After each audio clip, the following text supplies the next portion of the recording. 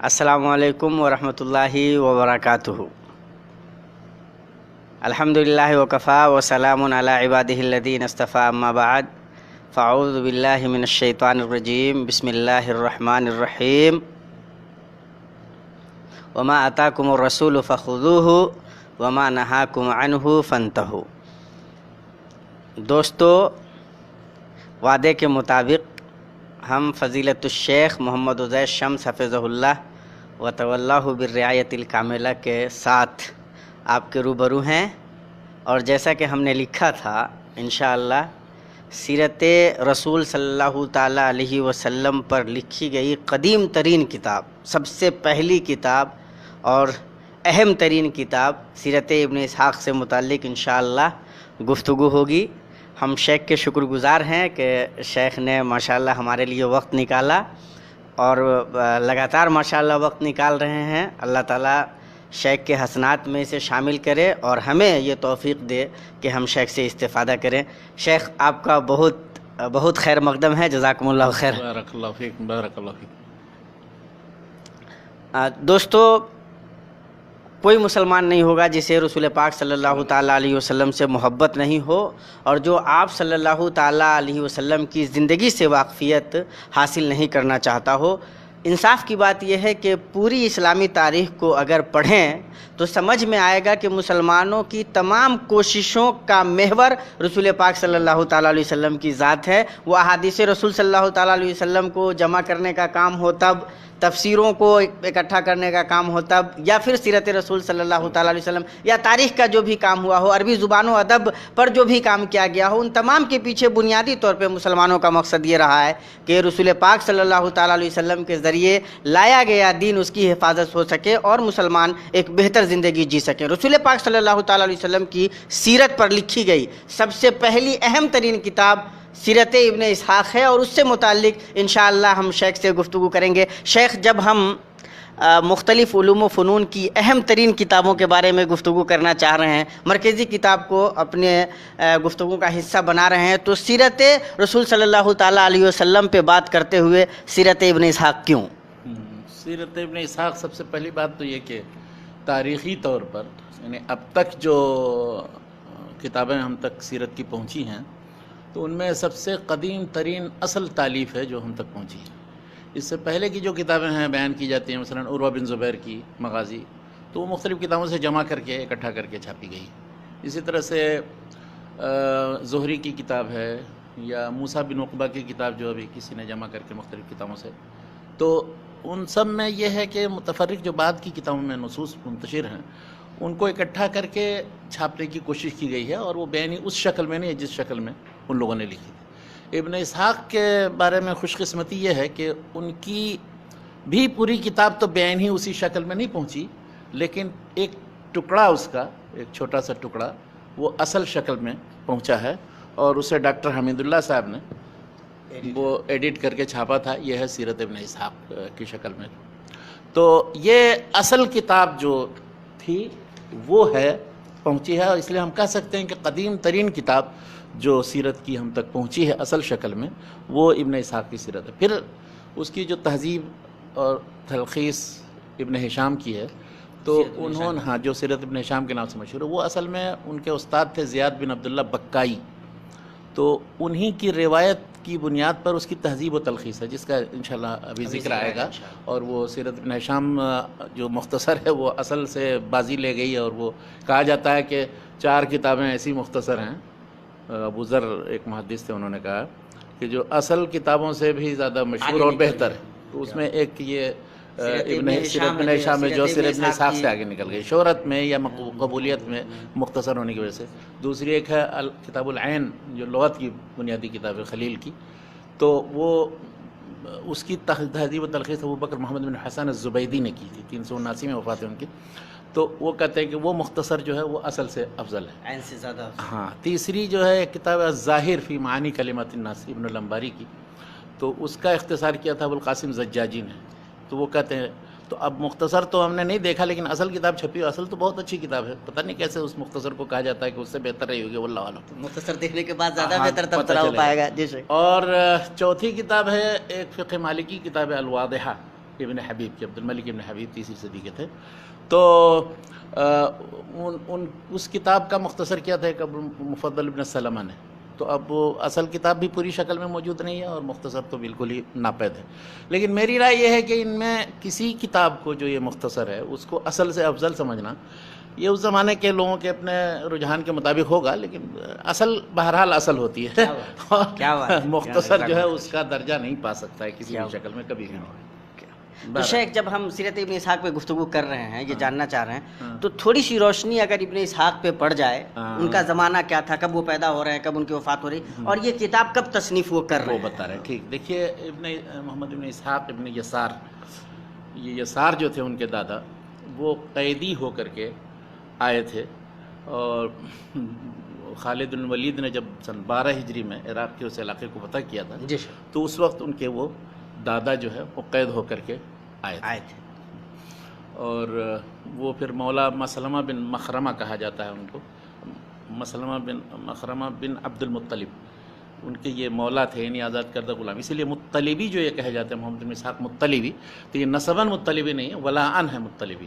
ہاں، ایسے بہت سے علماء و فضلاء ہیں کہ جن کے باپ دادا مثلاً قید ہو کر کے یا کہ اسلام ان کے اوپر لائے تو اس کی طرف منسوب ہو گئے ولاءً، اور پھر مطلب اس خاندان کی طرف نسبت ان کی ہوئی. تو اسی طرح سے محمد بن اسحاق مطلبی اسی طرح سے کہے جاتے ہیں. تو یہ تقریباً 1985 ہجری میں پیدا ہوئے اور وفات ان کی راجح قول کے مطابق 151 ہجری میں ہوئی. 151 ہجری میں دوسری صدی کے وسط میں ان کی وفات ہوئی. اور ان کی زندگی کا بڑا حصہ مدینہ میں گزرا، مدینہ ہی میں تھے وہ، وہیں پرورش ہوئی، وہیں ان کے اساتذہ کرام بھی تھے اکثر. اور ان کا خاص اہتمام جو تھا وہ سیرت اور رسول اللہ صلی اللہ علیہ وسلم کے جائے یعنی مختلف جو ان کے واقعات اور مغازی و غزوات، اور ان کو جو بھی بیان کرنے والے تھے صحابہ کے شاگردوں میں یا کہ تابعین میں، جن لوگوں کو بھی انہوں نے دیکھا اور پایا ہے، تو ان کے پاس جا کر کے، ان کے اولاد سے جا کر کے ان غزوات میں جو لوگ شریک رہے ہیں، ان کے سلسلے کے کوئی آدمی ملے ہیں، تو ان کو بڑی دلچسپی اس چیز سے تھی، غزوات اور مغازی اور ان کی جگہوں اور رسول اللہ صلی اللہ علیہ وسلم کے. اور صرف یہی نہیں کہ غزوات، رسول اللہ صلی اللہ علیہ وسلم کے حالات زندگی، ان سے پہلے کے جو رسول اللہ صلی اللہ علیہ وسلم کے نسب میں جتنے آتے ہیں، تو وہ آدم علیہ السلام سے جو سلسلہ شروع ہوتا ہے، اور ان میں جتنے انبیاء تھے اور ان کے حالات، تو ان کو گویا ایک طرح سے 2 طبقہ تھا. ایک محدثین کا گروپ تھا اور دوسرا تھا مورخین یا اخباریین کا گروپ. تو وہ اخباریین کے گروپ میں شامل ہوتے ہیں. اسی لیے محدثین کے نزدیک محمد بن اسحاق کا درجہ جو ہے، تو ان کی حدیث کو حسن کہتے ہیں. اور بہت سے لوگوں نے تنقید بھی کیا، امام مالک نے بہت سخت تنقید کی ہے اور دوسرے لوگوں نے تنقید کی. تو امام مالک کی تنقید کے بارے میں امام مالک کی دیکھیے کچھ توضیح بھی ہے. امام مالک کے تنقید سے متعلق توضیح ہے کہ وہ اولاً تو معاصرانہ چشمک ہے. ابن اسحاق نے تھوڑی تنقید کر دی، کسی نے کہہ دیا امام مالک کی حدیث بیان کر دیں، امام مالک کی حدیثیں لاؤ میں بتاتا ہوں کہ کیا کون سی حدیث کیسی. تو ان کو بھی جوش آ گیا، انہوں نے کہا وہ دجال من الدجاجل ابن اسحاق کے بارے میں. لیکن اس کا مطلب یہ نہیں کہ وہ وضاح کذاب آدمی تھے، معاصرانہ چشمک ہوتی ہے. اور وہ کہا جاتا ہے کہ یہ محمد بن اسحاق جو تھے وہ انکار قدر کے قائل تھے، یا تشیع ان کے اندر تھا، یا اور بھی دوسری چیزیں جو منسوب کی گئی ہیں ان کی طرف، یہ درست نہیں ہے. محدثین کا جو معتدل قول ان کے بارے میں ہے کہ اولاً تو وہ ثقہ ہیں، اور دوسری چیز یہ ہے کہ وہ جو حدیث عنعنہ کے بغیر، یعنی تحدیث حدثنا سمعتو کہہ کر کے بیان کریں، تو ان کی حدیثوں کا اعتبار کیا جائے گا. ہاں، یعنی عن کے ذریعے جب بیان کریں گے تو اس میں یہی شبہ ہوتا ہے کہ پتہ نہیں انہوں نے ان سے سنا ہے کہ نہیں سنا. تو مدلسین کی وہ مدلس میں شمار ہوتے ہیں، اور متصل سماع پر محمول نہیں ہوتی ان کی حدیث، یہ بات. لیکن جہاں بھی وہ حدثنا کے ذریعے بیان کریں گے تو ان حدیثوں کو قابل رکھتا ہے. مطلب محدثین کے درمیان بھی اس حیثیت سے ثقہ ہیں، اس حیثیت سے وہ ثقہ ہیں، اس لیے اس کی بات. بلکہ ان پر بہت لمبی گفتگو کی ہے. ایک صاحب ہیں، انہوں نے ابن سید الناس کی شرح ترمذی ہے، اس کی تحقیق کی ہے. تو اس کے پہلے اسے محمد بن اسحاق کا تقریباً 100 صفحے میں ان کا ذکر کیا ہے، اور ان کے سارے جرح و تعدیل سے متعلق جتنے اقوال ہیں بیان کر کے دکھایا ہے. کہا کہ یہ سب اکثر چیزیں جو ہیں وہ درست نہیں ہیں، اور اکثریت نے ان کی توثیق کی ہے اور ان پر اعتماد کیا ہے، ان کی روایت پر اعتماد کیا ہے. اور اس کی سب سے بڑی دلیل یہ ہے کہ ان پر اصل میں اعتراض اس لیے کیا گیا، یا محدثین نے تھوڑا سا روگردانی اس لیے کی کہ جب وہ عقائد اور احکام سے متعلق حدیث بیان کرتے ہیں تو ان حدیثوں کے متصل ہونے کا پتہ جب تک نہیں چلے گا اس پر قابل اعتبار نہیں. لیکن جہاں مغازی یا تاریخ یا روایات یا اور دوسری چیزوں کے بارے میں بیان کرتے ہیں تو اس سلسلے میں اتنا تشدد بھی محدثین کیا نہیں ہے. وہ عام طور پہ بھی محدثین محدثین ہاں کے اتنا زیادہ تشدد نہیں، اس لیے کہ اب جنگ و داستان ہے اس کی، تو اب اگر اس میں کوئی منکر چیز نہیں ہے، خلاف نہیں ہے واقعی کہ دوسرے سارے لوگ اسی طرح بیان کرتے ہیں تو اس میں کوئی اشکال نہیں ہے. اس میں محدثین اور اخبارین کے طریقے میں فرق یہ ہے کہ محدثین ہر جزئیے کو مستقل سند سے بیان کرتے ہیں کیسے ان تک پہنچی، اور وہ اخبارین یہ کرتے ہیں کہ اولا تو سند ہی کوئی ضروری نہیں دیتے ہیں. دوسری چیز یہ ہے کہ ہو سکتا ہے کہ 2-4 آدمیوں تک وہ سلسلہ پہنچتا ہو، اس کے بعد پھر سب کو ایک قصے کے پیرائے میں خود اس سے واقعے ڈھال کو کر کے بیان بیان کرتے کرنا ہیں، شروع جیسے کر غزوہ دیتے بدر ہے، غزوہ احد وغیرہ کو. اس کو محدثین چونکہ پسند نہیں کرتے تھے اس طریقے کو، اس لیے محدثین و اخبارین کے طریقے کے اندر یہ اختلاف ہے. بہرحال خلاصہ کلام یہ ہے کہ محمد بن اسحاق جو ہیں ثقہ ہیں اکثر محدثین کے نزدیک، بلکہ جو متشدد محدثین ہیں ان کے نزدیک ثقہ ہیں. جن لوگوں جیسے نے شیخ مطلب متشدد جیسے امام بخاری ہیں اور دوسرے سارے بڑے بڑے امام بخاری رحمۃ اللہ علیہ امام احمد بن حنبل ہیں، اور دوسرے امام شافعی کہتے ہیں کہ جس کو بھی مغازی اور سیرت کا علم حاصل کرنا ہو تو وہ سیرت ابن اسحاق کو پکڑے. حتیٰ کہ ان کے استاد زہری سے منقول ہے کہ سیرت کا علم، مغازی کا علم اگر کسی کو حاصل کرنا تو فعلیہ بمولا مسلم مخرمہ.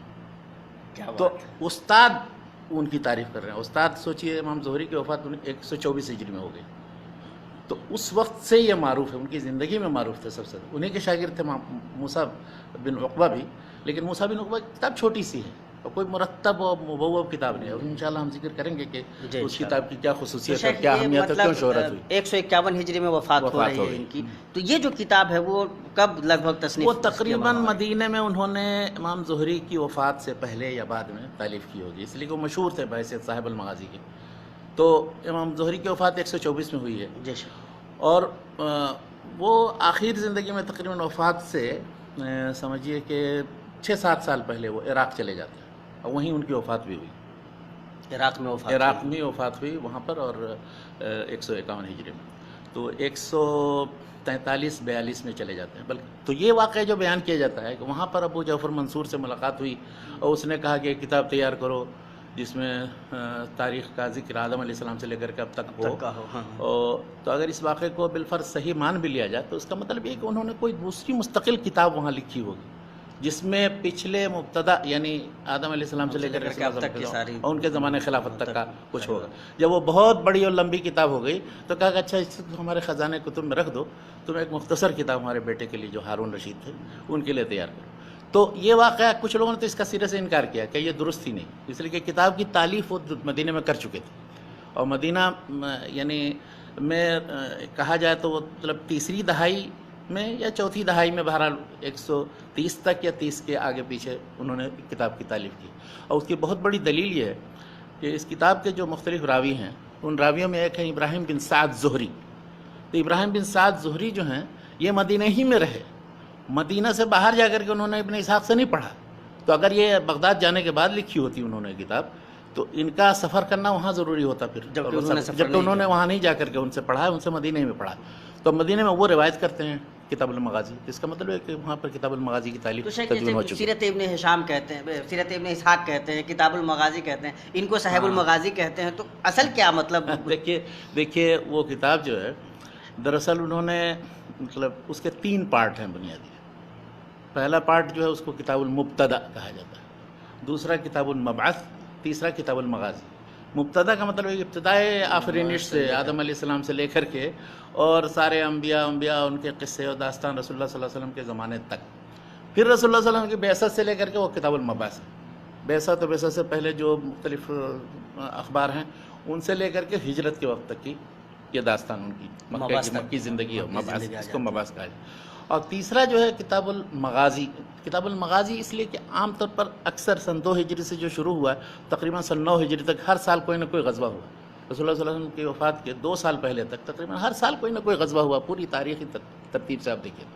تو مدینہ کا پیریڈ جو ایک طرح سے اسی لیے وہ مغازی کہا جاتا ہے اس کو کہ ہر سال کسی نہ کسی ہر سال بلکہ کسی سال تو کتنے سرایا اور دوسرے بھیجے گئے. تو اس لیے مغازی کا لفظ جو ہے یہ مدنی زندگی کے حالات اور اخبار کے سلسلے میں بولا جاتا ہے. یہ اچھا اس میں کوئی ضروری نہیں کہ مغازی یا غزوات ہی کا صرف ذکر ہو، اس سے متعلق جتنی اور دوسری تفصیلات ہیں مالیاتی اور سیاسی طور پر جو بھی حکومت کے بارے میں اور مختلف تعلیم و تعلم کے بارے میں رسول اللہ صلی اللہ علیہ وسلم کے تعلق سے کسی بھی چیز کا ذکر. تو بعد میں مغازی ہاں شروع میں تو مغازی اس لیے کہا جاتا تھا کہ لوگ خاص طور پر ان غزوات کے بارے میں اہتمام کر کے لوگ قصے سنتے اور یاد کرتے تھے، اور بڑا باقاعدہ جس طرح قرآن یاد کیا جاتا ہے اس طرح صحابہ و تابعین جو ہے اہتمام کے ساتھ مغازی یاد کرتے اور سنتے تھے اور اہتمام کے ساتھ ان چیزوں کو خون زندہ رہتا رہا، خون زندہ رہتا تھا. اور پھر یہ ہے کہ مطلب اس سے ہمیں جو ہے ایک طرح سے پتہ چلتا ہے کہ ہاں کس طرح سے ہم نے اسلام پھیلایا، اور ہم پر جب حملے ہوئے تو ہم نے کس طرح سے دفاع کیا. تو بعد میں دھیرے دھیرے دوسرے مرحلے میں یہ ہوا کہ کتاب المغازی وہ سیرت کے معنی میں، یعنی رسول اللہ صلی اللہ علیہ وسلم کے حالات زندگی، چاہے وہ مکی زندگی کے تعلق سے مدنی زندگی، اس لیے کہ کوئی شخص صرف مدینہ کی زندگی نہیں معلوم کرنا چاہے گا، وہ چاہے گا کہ اس سے پہلے کیا ہوا، ویسط سے لے کر کے کیا واقع ہوا، تو وہ بھی اسی کے ساتھ ایڈ ہو گئے. لیکن ابن اسحاق کی جو کتاب تھی 3 ممیز حصہ تھا. اچھا، اکثر روات نے تقریباً بعد کا حصہ صرف کتاب المغازی کی روایت کی. مغازی یعنی مباحث اور مغازی، یعنی جو سیرت کا حصہ ابتدائی آفرینٹ سے لے کر کے وہاں تک جو ہے وہ ایک ہیں سلمۃ بن الفضل الابرش.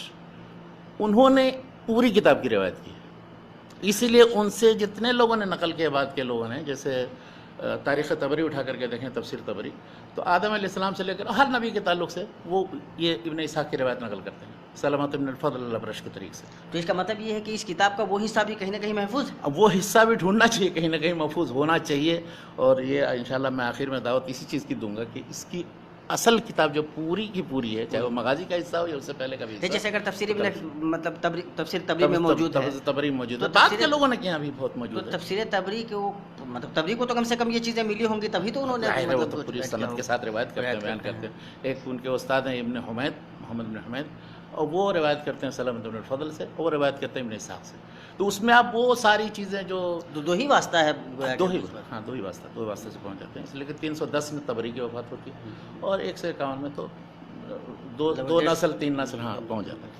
تو کہنا یہ ہے کہ یہ سلمۃ بن الفضل نے تقریباً پوری کتاب کی روایت کی، لیکن دوسرے لوگوں کے بارے میں یہ آتا ہے کہ انہوں نے جیسے یونس بن بکیر کی روایت ہے، یا زیاد بن عبداللہ البکائی کی روایت ہے، یا اور دوسرے محمد بن سلم الحرانی کی روایت ہے، ان لوگوں نے، یا ابراہیم بن سعد الزہری، انہوں نے مغازی یا سیرت کے حصے کی روایت کی.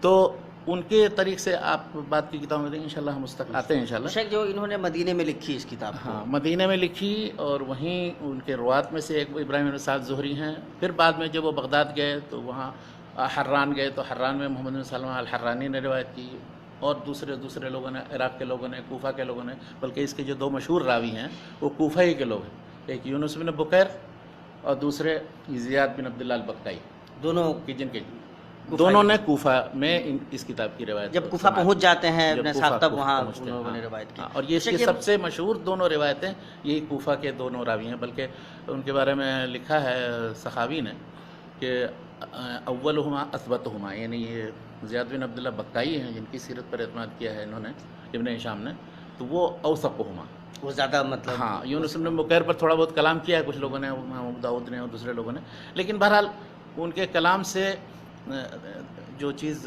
مطلب مستمت ہوتی ہے، اصل میں جرح و تعدیل کی کتابیں بڑے احتیاط سے پڑھنی چاہیے. وہ نقد کا مفہوم کیا ہے، مقصد کیا ہے؟ نقد کا مفہوم یہ نہیں ہے کہ اس کی بیان کی کوئی چیز بھی قابل اعتبار نہیں، یہ نہیں. یہاں چونکہ ایک کتاب کی روایت وہ کرتے ہیں، اور اس میں کچھ بہت سے اضافات ان کے ہیں، زیادات ہیں. یعنی کہا جاتا ہے کہ رواہ یونس بن بکیر فی زیادات ہی علی المغازی، تو کچھ وہ اضافات ہیں، کچھ زیادتیاں ہیں، کچھ اس وجہ سے اب وہ جو منفرد چیزیں ہیں ان کے سلسلے میں آپ کچھ جب تک کہ اس کی تائید نہیں پائیں تو ان پر کلام کریں.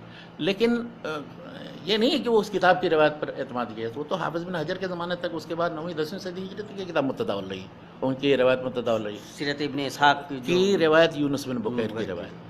اور جن محدثین نے ان پر تنقید کیا تو کوئی حفظ کے ناحیے سے، کوئی اور دوسرے کسی ناحیے سے تنقید، جیسے ابن اسحاق پر تنقید لوگوں نے کی، لیکن ان کی کتاب کو سب قبول کرتے ہیں، ان کو امام المغازی سب لوگ کہتے ہیں، سب مانتے ہیں امام المغازی. تو شاید جب وہ کتاب لکھ رہے ہیں، مدینے میں لکھ رہے ہیں، انہوں نے کوئی ترتیب ذہن میں رکھی ہوگی، اس کے حساب سے سارے ابواب وغیرہ مرتب کیے ہوں گے. اس کی دیکھیے ان کے ذہن میں یہ ترتیب تھی، اور جو کتاب کا حصہ پہنچا ہے اس سے بھی پتہ سمجھ میں آتا ہے سب سے پہلے تو انہوں نے کتاب المبتدا لیا. مبتدا یعنی ابتدا آفرینش سے لے کر کے آدم علیہ السلام سے لے کر کے رسول پاک صلی اللہ علیہ وسلم کی بعثت یعنی سے پہلے صرف رسول اللہ صلی اللہ علیہ وسلم ہی کی سیرت نہیں ہے بلکہ وہ سارے انبیاء کرام کی سیرت ہے اس میں. اور بلکہ سلسلہ نسب میں ہو جو دوسرے لوگ لاتے ہیں اور ان کا جو سلسلہ پھر مختلف قوموں کے ساتھ جو کچھ پیش ہے وہ سب ہے.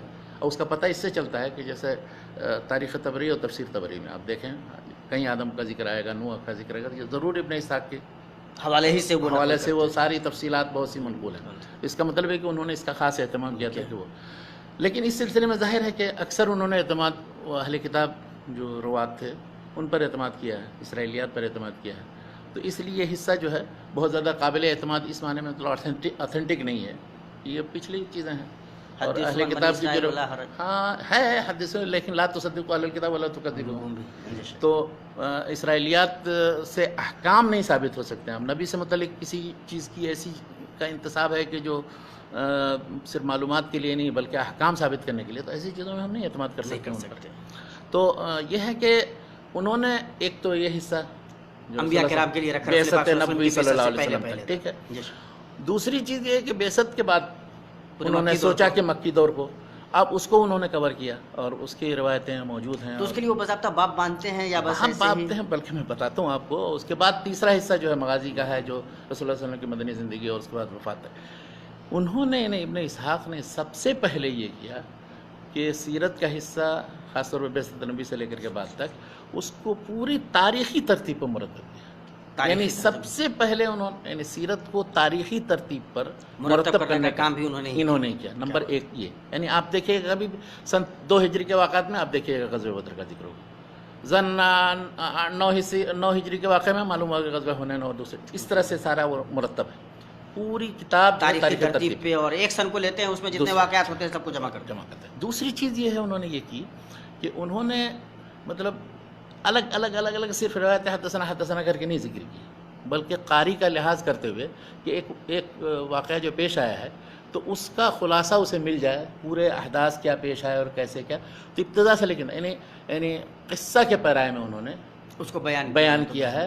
اور اس اسلوب میں کہ جو ہر شخص کے لیے مطلب جذاب ہے اور ہر شخص پڑھے تو مستفید ہو کہ ہاں غزوہ بدر کے سلسلے میں تیاری کب سے شروع ہوئی، اس کے وجوہ اسباب سے لے کر کے اور آخر تک وہ واقعہ پیش ہے. حتیٰ کہ جتنے لوگ شریک ہوئے، کتنے مسلمان شہید ہوئے، کتنے کفار، اور ان کو بھی پھر مرتب کرتے ہیں. تو باقاعدہ وہ پھر کون کس قبیلے کا تھا، کون اس قبیلے کے کتنے آدمی تھے، اس قبیلے کے کتنے آدمی تھے، اس قبیلے کے کتنے.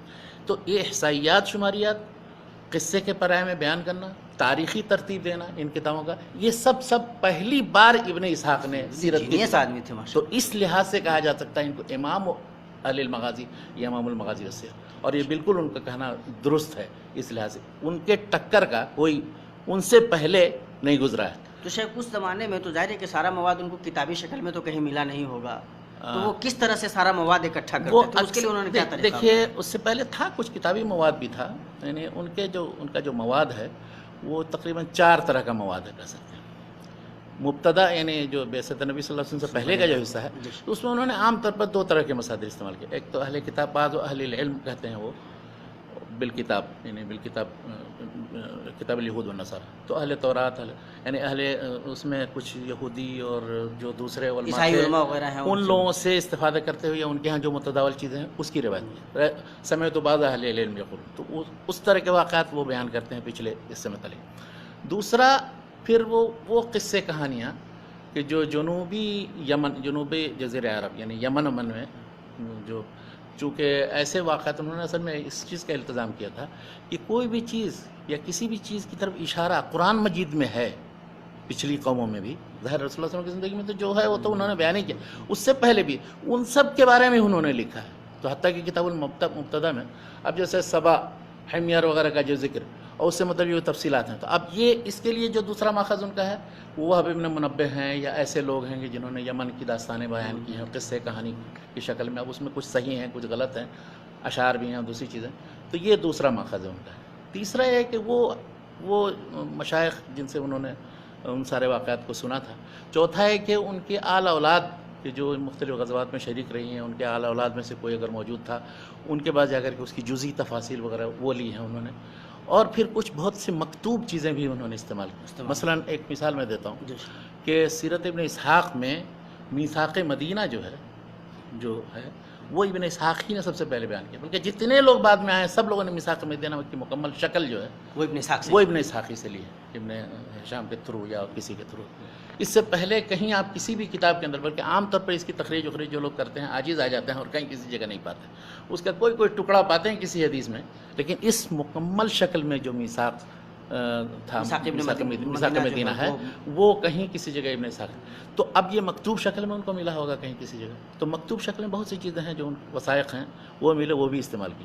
تو مشائخ سے روایت، اہل کتاب جو ان کے کچھ مشائخ تھے وہ انہوں نے تورات انجیل وغیرہ کا بھی حوالہ دے کر کچھ اقتباس حضرت علی ملک کے بعد مستشرقین نے خاص طور پر اہتمام کر کے انجیل کی جو روایتیں اس میں کون سی ہیں ان کا دراسہ کیا ہے. اور بعض لوگوں نے یہ دکھایا کہ انہوں نے جو نسب نامے بیان کیے ہیں، مثال کے طور پر اسماعیل کے بعد سے لے کر کے آدم علیہ السلام تک، وہ نسب نامہ جو ہے کس حد تک ملتا جلتا ہے تورات میں جو موجود ہے نسب نامہ اس سے، اور اس میں کہاں تک اختلاف اتفاق ہے. تو یہ چار طرح کے جو، ایک تو عام جو وہاں کے شیوخ و مشائخ تھے، دوسرے مکتوب جو چیزیں ہیں، تیسرے کہ یمن کے جو علماء و ماہرین تھے، یمنیات کہہ سکتے ہیں ان کو، وہب بن منبہ وغیرہ، ان سے ان کی روایات سے استفادہ کر کے، اور چوتھا وہ اہل کتاب. یعنی یہ چار طرح کے جو مکتوب چیزیں ہیں، اور مشائخ اور اہل کتاب اور یمنیات، چار مآخذ ہیں ان کے، چار جہاں سے وہ مآخذ لے چار کر کے ان کے علاوہ پھر خود جو ذاتی تلاش جستجو، ہر جگہ جا کر کے دیکھنا بدر میں کہاں پیش آیا، فلاں چیز پیش آیا، یہ بھی انہوں نے کیا. یعنی دراسہ میدانیہ جو باضابطہ یہ کیا ہے، باقاعدہ انہوں نے کیا، اس کا بڑا اہتمام کیا ہے. اور ذکر کر بہت پہلے وہ مطلب آج کے زمانے کے اسٹینڈرڈ کے مطابق ریسرچ اسکالر کہا جا سکتا ہے ان کو. مولانا مودودی نے تو بہت بعد میں سفر کیا، سفرنامہ ارض قرآن کے نام سے جو کتاب چھپی ہے، محمد عاصم حداد کو لے کر کے نکلے تھے، اور اس کا نقشہ بھی جگہ جگہ دیا ہے. وہ ڈاکٹر حمید اللہ صاحب نے سفر کیا تھا، انہوں نے عہد نبوی کے میدان جنگ جتنے ہیں اس کا سفر ان کیا کے سب جگہ جا کر کے خود دیکھا، اس کا نقشہ انہوں نے بنایا.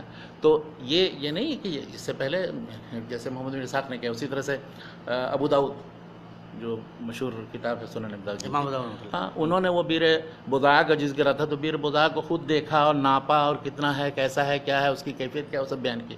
تو محدثین یا مؤلفین جو تھے اس طرح سے تحقیق و تحقیق کرتے تھے، ایسے نہیں گزرا جاتے تھے سنی سنائی باتیں صرف نقل کریں. کیا بات ہے، مطلب ریسرچ کا جو اعلیٰ معیار ہو اعلیٰ سکتا معیار ہے اس کو انہوں نے وہ تو ان تمام تناظر میں ہاں. اب سیرت ابن اسحاق کی کیا اہمیت بنتی ہے، دیکھیے کیا خصوصیات سمجھ میں اس آتی کی ہیں؟ اہمیت تو سب سے پہلی بات تو یہ کہ سب سے پہلی کتاب ہے اس موضوع پر، مرتب مبوب، رسول اللہ صلی اللہ علیہ وسلم کی ولادت سے لے کر کے اور اس کے بعد وفات تک، اس جیسی پہلی مکمل کتاب جو ہے کوئی وہ دوسری نہیں ہے. مکمل کتاب. ہاں اس سے پہلے کے ہیں نطف ہیں چیز، آپ دیکھیے مغازی عروہ بن زبیر ڈاکٹر مصطفیٰ اعظمی صاحب نے جمع کر کے بیہقی کی دلائل النبوہ سے اور دوسری کتابوں سے جمع کیا، لیکن وہ اب کچھ چیزیں ملیں گی، کچھ نہیں ملیں گی اس میں. اس طرح سے موسیٰ بن عقبہ، جن کے وہ ابن اسحاق کے خلاف ہونے کی وجہ سے امام مالک کہتے تھے کہ جس کو بھی مغازی اور غزوات کی چیزیں پڑھنی ہو اور سیرت نبی سے متعلق تو وہ موسیٰ بن عقبہ کی، وہ سب سے زیادہ صحیح. لیکن لطف کی بات دیکھیے، خود ایک مالکی اور محقق عالم محدث ابن عبد البر ہے، جن کے الدرر ہے اور تمہید ہے، الدرر فی اختصار المغازی والسیر. وہ کیا لکھتے ہیں اس میں لکھا ہے کہ میں نے اس میں موسیٰ بن عقبہ کی سیرت دیکھی ہے مغازی اور ابن اسحاق کی، لیکن کتاب کو میں نے ابن اسحاقی کی ترتیب پر رکھا ہے، اس لیے کہ وہی زیادہ ترتیب بہتر اور مکمل ہے. اسی طرح سے وہ ایک اور مالکی عالم ہیں کلاعی، 7ویں صدی کے تھے، الاکتفاء کے نام سے ایک کتاب ہے. تو وہ بھی کہتے ہیں کہ میں نے ابن اسحاق کی کتاب دیکھی، واقدی کی کتاب دیکھی ان غزوات کی سے، لیکن وہ واقدی مجھے بہت زیادہ نہیں جچے. اولاً تو محدثین کا ان پر کلام بھی ہے، متہم بھی ہیں، بلکہ ابن اسحاق معتمد آدمی ہیں. اور پھر دیکھا واقدی کو کہ واقدی چیزیں بیان کرتے ہیں، مگر یہ ہے کہ وہ رتب و یابس اس میں بہت بھرا ہوا ہے. ابن اسحاق جو چیزیں بیان کرتے ہیں تو وہ زیادہ قابل ہے، تو اس لیے میں نے اسی کے تتبع کے. اس طرح اکثر سیرت نگاروں کو آپ دیکھیں کہ ابن اسحاق کی روایت کو مقدم. یہ الگ بات ہے، ان سے اختلاف بھی کرتے ہیں، کبھی کسی سن کو انہوں نے راجح قرار دیا تو محدثین کے نزدیک دوسری صحیح روایت کی روشنی میں ان کے مقابلے میں دوسری روایت راجح ہے، وہ الگ چیز. یہ تو ہمیشہ ہوتا رہتا ہے. لیکن جس کو کہتے ہیں کہ سیرت کا ہیکل جو کھڑا کیا ہے وہ ابن اسحاق نے کھڑا کیا، اور آج تک اس کا تتبع ہو رہا ہے. اور سوچیے کہ کتنا صدقہ جاریہ ان کو بن گیا ہے اور وہ مل رہا ہوگا ثواب. تو خصوصیات کو اگر ہم ذہن میں رکھیں اگر ان تو ہم یہ کہہ سکتے ہیں کہ بعد میں جو سیرت کی کتابیں لکھی گئیں وہ سب کہیں اسی نہج پہ ابھی سب اسی کے نہج پر ہیں. بہت کم لوگوں نے اس سے خروج کرنے کی کوشش کی ہے. جن لوگوں نے خروج کرنے کی کوشش بھی کی ہے تو کوشش کچھ لوگوں نے محمود کوشش کی ہے، اچھی کوشش. کچھ لوگوں نے یہ کیا ہے کہ جیسے وہ بھرتی کی ساری چیزیں جمع کر دی. ابن اسحاق کے یہاں بھی بہت سی چیزیں تھیں لیکن انہوں نے چن کر کے ایسی چیزیں کہ وہ قصصی انداز میں مرتب انداز میں ایک سیرت کی کتاب تاریخ کی کتاب بن جائے تو انہوں نے انتخاب کیا.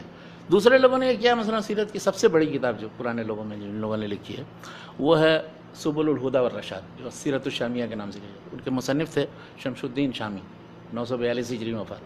12-13 جلدوں میں ان کی کتاب چھپی ہوئی. اب وہ سب رتب و یابس سے بھری ہوئی ہے یعنی اس میں سارے ایسی چیزیں جو بالکل موضوع جھوٹی گڑی ہوئی وہ سب ڈال دی. اس میں اس طرح کی چیز نہیں ہے. مطلب سیرت ابن اسحاق میں آپ پڑھیں تو مصفح انداز میں وہ چیز آپ کو مل جائے گی جو رسول اللہ صلی اللہ علیہ وسلم کے تعلق سے آپ جاننا چاہتے ہیں. اب اس میں وہ ہے کہ اتنی معلومات آپ کو دیں گے کہ کیا اچھا وہ سب متضارب و مختلف ایک دوسرے سے الٹ پلٹ ہو. تو انتقاء اور ترتیب اور ایک طرح سے بالکل یعنی انتخاب کر کے اور رسول اللہ صلی اللہ علیہ وسلم کا چلتا پھرتا جو تصور ہے وہ ہر مسلمان کے ذہن میں آ جائے یہ انہوں نے پیش نظر کر. اس وجہ سے اس کی یہ اہمیت زیادہ اہمیت. ہاں اور بھی مختلف ناحیے سے اس کی اہمیت لیکن بہرحال اس سند اور سیرت کے لحاظ سے اور محدثانہ تنقید تو کچھ کر سکتے ہیں لوگ لیکن فی نفسی کوئی سیرت کے سلسلے میں بے نیاز نہیں ہو سکتا اس سے. جو سب سے پہلے سیرت ابن اسحاق نے کیا بیان کیا وہ دیکھتا ہے دیکھنا ہی پڑے گا اور آج تک لوگوں نے یہی کیا. بلکہ بعد کے دور میں جتنی لکھی بھی گئی ہیں سیرتیں تو اسی طرز پہ آج تک سب اسی طرز پر آج تک لکھی گئی ہیں. اس میں جن لوگوں نے مطلب وہی میں نے بتایا کہ یا تو ایک رتب و یابس سے بھر دیا ہے جو اس سے پاک تھی وہ چیزیں اور یا پھر یہ کیا ہے کہ انہوں نے صحیح احادیث کی روشنی میں تنقید و تجزیے سے کام لیا ہے اور راجح روایت اس کے مقابلے میں ابن اسحاق کی تو وہ راجح کی. تو اب اگر بالفرض مثال کے طور پر 10% جگہوں پر اگر آپ ابن اسحاق کی روایتوں سے اختلاف بھی کریں تو 90% جگہ پر تو انہیں کے محتاج آپ یقینا اور مزید دوسری چیزوں سے اس کی تائید. آپ دیکھیے ایک دراسہ میں بتاتا ہوں اور میں بلکہ کہنا چاہتا ہوں قارئین کو بھی اور سامعین کو بھی. اس وقت جو رجحان بنا ہے تقریباً 30 سال سے 25-30 سال سے کہ محدثین کے طریقے کے مطابق روایات سیرت کی تنقید و تحقیق کی ہے. ٹھیک ہے. اور اس سلسلے میں ایک قول جو بہت مشہور ہے امام احمد بن حنبل سے خطیب بغدادی نے نقل کیا اس کو الجامع لاخلاق روایات میں ثلاثۃ کتب لیس لها اصول المغازی والملاحم والتفسیر. اب اس کا مطلب کیا ہے؟ اس کا مطلب یہ ہے جیسا کہ امام ابن تیمیہ نے لکھا ہے کئی جگہ لکھا ہے انہوں نے یہ لکھا ہے اس کا مقصد یہ ہے کہ سیرت کے باب میں یعنی مغازی کے باب میں یا ملاحم جو آخر زمانے میں جو واقعات پیش آئیں گے یا کہ تفسیر کے سلسلے میں جو چیزیں بیان کی اس میں مرفوع متصل صحیح سند سے روایتیں اور چیزیں کم ہیں یعنی بہت کم ملیں گی آپ کو. اکثر وہ مرسل منقطع عنعنہ کے ذریعے کسی نے کہیں کسی سے سنا اس طرح کی چیزیں. تو ان کے کہنے کا مقصد یہ ہے یہ نہیں ہے کہ مطلب سیرت کے سلسلے میں کوئی روایت ہی صحیح نہیں. تو بعد میں جو جن محدثین نے یا ادھر جو 30 سال سے رجحان بنا جامعہ اسلامیہ میں اور ادھر عرب ممالک میں تو اکرم ضیاء عمری صاحب نے ہی یہ سلسلہ شروع کیا تھا اور سارے غزوات پر الگ الگ لوگوں سے تحقیقات کرائی تھی جمع کرائی تھی اس کے دراسے کی بنیاد پر. پھر انہوں نے سیرت النبویہ صحیحہ 2 جلدوں میں لکھی. ایک اور ہے مہدی رزق اللہ انہوں نے سیرت رسول اللہ کے نام سے لکھی اور بھی 2-3 آدمی 4 آدمی 5 آدمی. تو میں کہنا یہ چاہتا ہوں کہ ابن اسحاق کی یہ سیرت کی کتاب وہ رکھ لیں اس کے مقابلے میں مہدی رزق اللہ کی کتاب رکھ لیں یا مثلا اکرم ضیاء صاحب کی کتاب رکھ لیں. اب وہ پڑھیں پہلے ابن اسحاق کے یہاں چیز پڑھ لیں اس کے بعد دیکھیں کہ اس سے کتنا مختلف. تو اختلاف تھوڑا سا آپ کو ملے گا 5%, 10%, 15%, اس سے زیادہ نہیں. ہاں یہ فائدہ البتہ ضرور ہوگا کہ ابن اسحاق نے جو منقطع مرسل روایتیں بیان کی ہیں جس کی سند نہیں دی ہے یا جمع کر کے جو بیان کرتے ہیں اب وہ دوسری کتابوں میں صحیح سند سے متصل انداز میں وہ مل جائے گی. یعنی بالکل اس کی مثال ایسی ہے جیسے امام مالک کی موطا میں بہت سی روایتیں مرسل ہیں منقطع ہیں بلاغنی ہیں وغیرہ لیکن اب وہ سب بخاری مسلم میں اور دوسری کتابوں کے اندر موجود ہیں. تو اب اصل حدیث کے لحاظ سے تو وہ صحیح ہو گئی یقینا. اس پر کوئی اعتراض تو نہیں وارد ہوا اس کی وجہ سے موطا پر. صحیح. اس لیے کہ موطا کے زمانے میں موطا مالک کی جب تالیف ہوئی ہے یا سیرت ابن اسحاق کی جب تالیف ہوئی ہے تو اس وقت لوگ اسی طرح بیان کرتے تھے. جب لوگوں کے اندر بہت زیادہ انتباہ ہوا کہ نہیں ہر چیز صحیح سند سے وہ امام شافعی نے آ کر کے یہ کیا صحیح سند سے متصل ہونے چاہیے کسی مدلس کی روایت نہیں قبول کی. ہاں لوگوں نے تو اب احتیاط کرنے کی ضرورت تھی. تو اب جب احتیاط کرنے کی ضرورت تھی اب جب چھان بین کی گئی تو وہ حدیثیں صحیح نکلی. اس طرح سے جب چھان بین کی گئی تو اکثر جو ابن اسحاق نے بیان کیا وہ درست نکلی. ایسا نہیں ہے کہ مطلب وہ تو شیخ ابھی آپ نے شروع میں ماشاءاللہ ہم لوگوں کو دکھایا بھی وہ کتاب بھی ماشاءاللہ ہم لوگوں کے سامنے ہے سیرت ابن اسحاق ہمارے اخوان بھی دیکھ سکتے ہیں. تو شیخ یہ کتاب کیا واقعتاً یہ وہی کتاب ہے جو انہوں نے لکھی تھی؟ بہرحال دیکھیے، جو شخص بھی مسلمانوں کے ہاں جو طریقۂ تدوین کتب اور روایت کتب و سلسلہ جو اب تک ہم تک پہنچا ہے، جو بھی یہ سمجھتا ہوگا صحیح طرح، افسر یہ ہے کہ بہت سے لوگ یہ سمجھتے ہی نہیں ہیں، اس طریقے کو نہیں سمجھتے. مغربی مفکرین یا موجودہ دور کے کچھ لوگ یہ دیکھتے ہیں کہ اس میں تو سند کے بعد کا بھی ایک دو آدمیوں کا ذکر ہے. مسند احمد کھول کے آپ دیکھیں گے، حدثنا عبداللہ قال حدثنا احمد، یہ حدثنا عبداللہ کوئی دوسرا آدمی کہہ رہا ہے، تو یہ اس کی کتاب کیسے ہو گیا محمد بن حنبل کی؟ یا امام شافعی کی کتاب الام اٹھا کر کے دیکھتے ہیں، اور ربیع بن سلیمان نے ان کے مرتب کیا ہے، تب ظاہر ہے قال الشافعی بیچ میں آتا ہے، تو کہتے ہیں یہ قال الشافعی خود کیسے شافعی کہے گا، وہ تو کسی دوسرے نے کہا، یا سالت الشافعی. تو یہ طریقہ یہ تھا لوگوں کے تصنیف و تالیف کا کہ شاگرد پڑھتا تھا کتابوں کو، یا نقل کرتا تھا، یا سنتا تھا استاد سے، اس کے بعد سوال جواب، یہ نہیں کہ بس سمن بکمن سنا اور اس کے بعد نکل گئے، باقاعدہ اس پر ڈسکشن ہوتی تھی، سوال جواب ہوتا تھا. امام مالک کے موطا کے اندر روایتیں بھی ہیں، اس کے بعد امام مالک نے کیا کہا کسی سوال کے جواب میں وہ بھی نقل کیا لوگ. تو مقصد یہ نہیں تھا کہ صرف بس وہ امام بخاری نے جیسے صرف حدیثیں جمع کر دیں، اس میں بھی انہوں نے پھر ترجمۃ الباب کے اندر اور دوسری چیزوں کے اندر فقہ سے متعلق استنباط سے متعلق چیزیں ڈالی. تو ایسا نہیں ہے کہ کوئی شخص جو لکھتا ہے وہ خالصتاً صرف اسی کی لکھی ہوئی اتنی چیز ہوگی، اس کے شاگردوں کو بھی حق ہوتا ہے، سوچئے حق ہوتا ہے کہ اس میں تدخل کرے، اس پر استدراک کرے، اس میں اضافہ کرے، بیان کرے اس کے خلاف کوئی چیز ہے کہ نہیں ہے، لیکن وہ سب چیزیں ممیز ہیں، اس کو زیادات کہا جاتا ہے، الگ ہوتی ہیں. ہاں. تو اب یہ جو ہے مثلا یونس بن بکیر کی روایت ہے، یہ جو ابھی ہم لوگوں کے پاس ہاں یہ یونس بن بکیر کی روایت ہے، تو ایک ٹکڑا اس کا تقریباً 3/4 سے زیادہ، اور ایک ٹکڑا جو ہے محمد بن سلمہ الحرانی، ایک ٹکڑا ملا تھا ان کو رباط میں موراکو کے اندر، وہاں خزانہ عامہ میں، اور دوسرا ٹکڑا ملا ظاہریہ لائبریری کے اندر، ایک ٹکڑا. تو یہ دونوں اصل کتاب ہے، اور اس کا موازنہ مقارنہ اگر آپ کریں گے ابن ہشام کی جو تہذیب و تلخیص ہے تو پتہ چلے گا. اور یہ ایک بہت اچھا دلچسپ موضوع ہے کہ اس کا اور مختلف روایتوں کا اور ابن ہشام کی روایتوں سے مقابلہ کر کے دیکھا جائے کہ کیا فرق ہے. بہت سے جو روایتیں انہوں نے چھوڑ دی ہیں، ترتیب میں کیا فرق ہے وغیرہ، وہ سب اس سے ظاہر ہوتا ہے. تو یہ اصل کتاب کا ہی ایک ٹکڑا ہے یہ، اور ہم کوشش یہ کر رہے ہیں اور سارے لوگوں کو دعوت بھی دیتے ہیں کہ سیرت ابن اسحاق کے نام سے یا سیرت نبوی ابن اسحاق کے نام سے جتنے مخطوطات موجود ہیں ابھی بھی دنیا کی لائبریری میں، اب تو پتہ چل جاتا ہے کہ کہاں کہاں کس جگہ ہے. تو جتنے بھی مجہول العنوان یا مجہول المؤلف ٹائپ کے سیرت کی کتابیں وہ سب دیکھنے چاہیے اور چیک کر کے، جو جہاں جس ملک میں جن لائبریریوں کے اندر ہو، کوئی شاذ رضا لائبریری میں ہے، کوئی خدا بخش لائبریری میں ہے، کوئی یورپ کے اندر ہے، کوئی امریکہ کے اندر ہے، ان لائبریریوں میں ان مخطوطات کو دیکھنا چاہیے. بہت سی ایسی نادر اور مکمل روایتیں بعض کتابوں کو مل جائیں. ابھی یہ ہے ابن بکیر کی روایت امام مالک کی موطا کی مل گئی ہے پوری کی پوری استنبول کے اندر. کیا بات ہے، ماشاء اللہ. تو یہ تلاش و جستجو کرنی چاہیے. ہم لوگوں کے اہمال اور غفلت اور اپنے تراث سے ناواقفیت اور جہالت کی وجہ سے یہ سارا تراث جو ہے منتشر ہو گیا. اور اب جب کسی چیز سے متعلق کوئی خدمت تھوڑی بہت ہو جاتی ہے یورپ کی طرف سے، تب اس کی اہمیت کا ہمیں پتہ چلتا، تب دوڑتے ہیں. اب سیرت کے سلسلے میں ایک چیز میں بتاؤں آپ کو، تو شروع ہی میں ذکر کرنا چاہیے تھا. ایک تھے مستشرق جوزف ہارویٹس. اس نے 1927 اور 28 میں اسلامک کلچر جو ایک میگزین نکلتا ہے حیدرآباد میں، بہت ہی اچھا علمی تحقیقی مجلہ تھا، اس میں انگلش میں انہوں نے سیرت کی جو ابتدائی کتابیں ہیں اور ان کے مؤلفین پر قسط وار انہوں نے تقریباً 6-7 قسطوں میں مضمون لکھا، جس کا عربی ترجمہ المغازی الاولیٰ و مؤلفوہا کے نام سے، اور اسی طرح سے اردو ترجمہ ڈاکٹر نثار احمد فاروقی نے سیرت نبی کی ابتدائی کتابیں ان کے مؤلفین عبد المحسن سے چھپی تھی. تو اب میں بتاؤں آپ کو، یعنی حیرت ہوتی ہے، آج تک ابھی میں نے بہت سی کتابیں دیکھی ہیں جنہوں نے بھی لکھی، سب بس 1927-28 کی اس تحقیق پر اعتماد کرتے ہوئے سیرت سے متعلق جتنا معلومات اتنے ہی دیتے ہیں.